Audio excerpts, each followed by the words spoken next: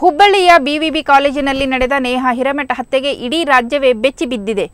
ಹಂತಕ ಫಯಾಜ್ನನ್ನು ಗಲ್ಲಿಗೇರಿಸುವಂತೆ ಆಗ್ರಹಗಳು, ಒತ್ತಾಯಗಳು ಕೇಳಿಬರುತ್ತಿವೆ.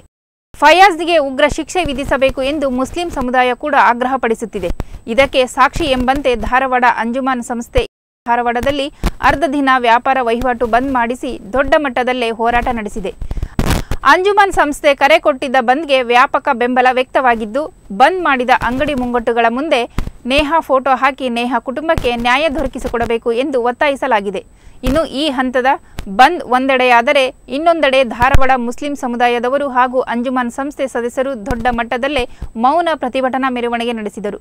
ಹೆಣ್ಣು ನಮ್ಮ ಅಕ್ಕ, ಹೆಣ್ಣು ನಮ್ಮ ತಾಯಿ, ಹೆಣ್ಣು ನಮ್ಮ ತಂಗಿ, ನೇಹಾ ಕುಟುಂಬಕ್ಕೆ ನ್ಯಾಯ ದೊರಕಬೇಕು, ಹಂತಕ ಫಯಾಜ್ನಿಗೆ ಉಗ್ರ ಶಿಕ್ಷೆಯಾಗಬೇಕು ಎಂದು ಫಲಕಗಳನ್ನು ಹಿಡಿದು ಸಾಗಿದ ಮುಸ್ಲಿಂ ಬಾಂಧವರು ಧಾರವಾಡದ ಅಂಜುಮನ್ ಕಾಲೇಜಿನಿಂದ ಜಿಲ್ಲಾಧಿಕಾರಿ ಕಚೇರಿಯವರೆಗೂ ಮೌನ ಪ್ರತಿಭಟನಾ ಮೆರವಣಿಗೆ ನಡೆಸಿದರು.